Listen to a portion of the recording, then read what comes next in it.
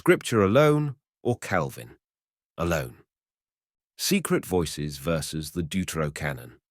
If Scripture alone is authoritative, what authority did John Calvin have to remove books from Scripture?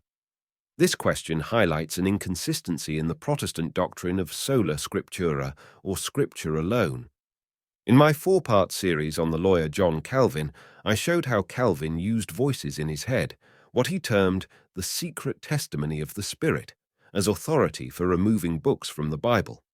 If Scripture is the sole infallible authority for faith and practice, on what basis did the lawyer John Calvin and other reformers decide to remove books from the traditional scriptural canon, books that had been considered Scripture for over 1,000 years of Christian history? Calvin and others argued that these deuterocanonical books, like Tobit, Judith, and Maccabees, did not belong in Scripture because they were not viewed as inspired by the Jews of Jesus' time. However, there are a few issues with this argument. 1. The deuterocanonical books were part of the Greek Septuagint, the scriptures most commonly used by Jews outside Palestine in Jesus' time, including those in the early Christian church. So they were viewed as scripture by many Jews contemporary with Jesus. 2. Jesus and the New Testament authors quote or allude to the deuterocanonical books over a dozen times, suggesting they viewed them as scripture. For example, Hebrews 11:35 references 2 Maccabees 7:3. The deuterocanonical books were affirmed as scripture by early Christians and considered canonical for over 1,000 years before Calvin.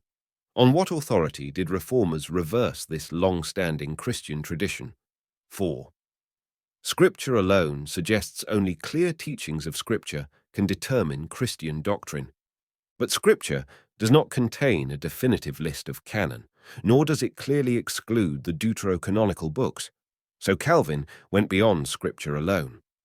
While Calvin claimed Scripture alone, his own decision to remove books from the scriptural canon appears to have gone beyond the authority of Scripture itself.